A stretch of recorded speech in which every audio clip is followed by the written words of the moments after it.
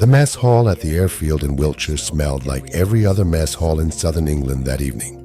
Burned coffee, fried fat, the specific institutional warmth of food prepared in volume for men eating under overhead lights. What made June 5th, 1944 different from any other Tuesday was that nobody was complaining about it. That detail appears in account after account from the men who were there. For weeks, soldiers in the sealed marshalling camps of southern England had eaten army food and commented on it the way soldiers comment on army food in every war, loudly and without mercy. But on the evening before D-Day, the complaints stopped. Men ate in a quiet that was different from the quiet of an ordinary meal. The army had made a deliberate decision to feed the assault troops well before embarkation. Across the staging areas of southern England, mess crews prepared hot meals for men who would shortly be crossing the English Channel. Veterans of the 82nd and 101st Airborne Divisions describe in their memoirs and oral histories sitting down to substantial hot food at their airfield mess halls on the evening of June 5th, before the hours-long process of gearing up for the aircraft. Accounts vary by unit and location, but common across many of them is the presence of eggs, meat, hot coffee, and bread, a meal more generous than the standard issue, as if the Army understood what it was asking and had decided that a decent meal was the least it could offer in return. Some men ate everything in front of them. Others pushed food around and managed coffee. The appetite, it turned out, was the first thing the nerves took. For the British and Canadian troops staging further south and east, the meal had its own particular shape. Tea was the constant, served in large tin mugs regardless of the hour or the circumstances.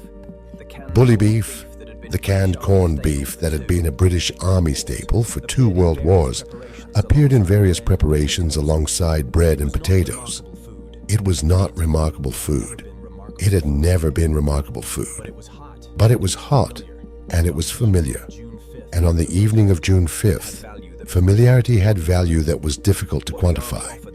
What the Army offered that night occupied a strange middle ground between the ordinary and the ceremonial. Hot food in a mess hall was nothing unusual. Eating it with the knowledge of what the next 12 hours contained transformed the act into something closer to ritual. Men who had not spoken to a chaplain in months found themselves doing so after the meal.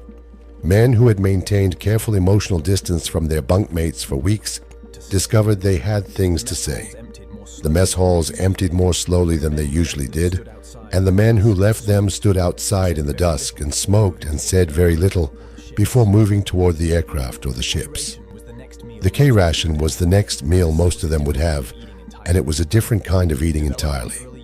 Developed in the early years of the war as a lightweight individual combat ration, the K-ration came in 3 small waxed cardboard boxes marked breakfast, dinner, and supper.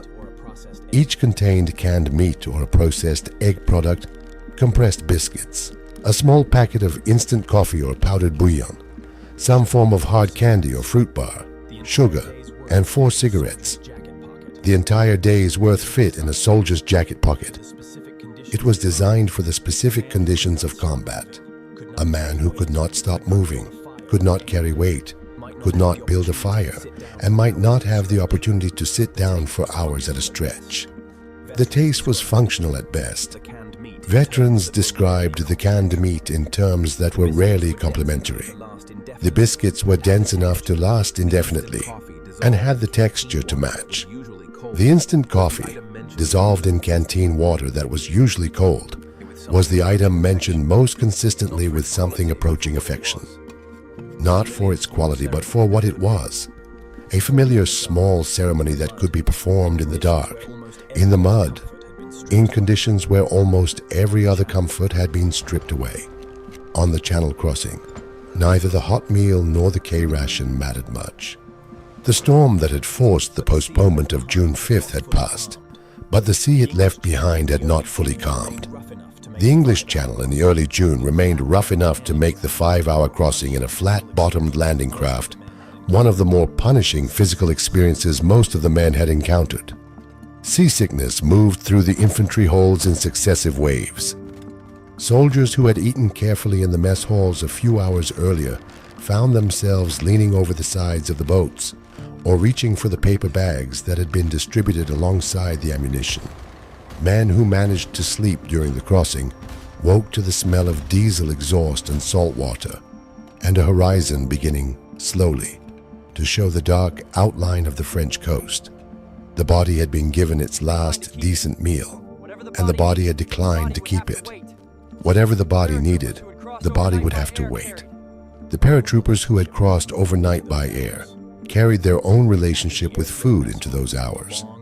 After the airfield mess hall and the long and elaborate process of putting on a combat parachutist's equipment, most had been airborne for 2 hours or more before reaching the drop zones above Normandy. The K-rations in their jacket pockets were largely untouched during the crossing.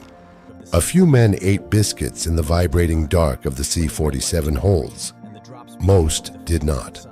When the red light turned green and the drops began over the fields outside Sainte-Mère-Église and along the causeways above Utah Beach, the unopened ration boxes went along for the ride and would stay in those pockets through the first hours of combat in the Norman darkness below. There is something in all of this that resists tidy summary.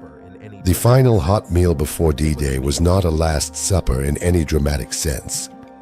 It was a meal in a military mess hall with overhead lighting and institutional crockery, and the sound of trays being stacked.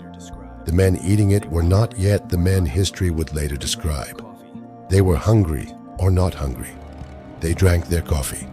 They smoked outside the mess hall door and watched the aircraft being positioned on the apron in the last of the evening light. Some of them made the kind of jokes that nobody fully laughed at, the kind that exist because silence in certain moments becomes unbearable. The last ordinary act most of them performed on the night of June 5th, 1944, was eating. Not because the food was significant, but because the body is always significant. Because it asserts its requirements even when the mind is moved somewhere else entirely. Because hunger and thirst and warmth are not suspended by history, only briefly overridden by it. Somewhere across the channel that same evening, a German soldier in a concrete bunker above the Normandy coast opened a field ration tin by the light of a lamp and ate while the sea moved below him in the dark. By morning, neither man would remember what the food had tasted like. By morning, there were things that mattered more than food. By morning, the longest day had already begun.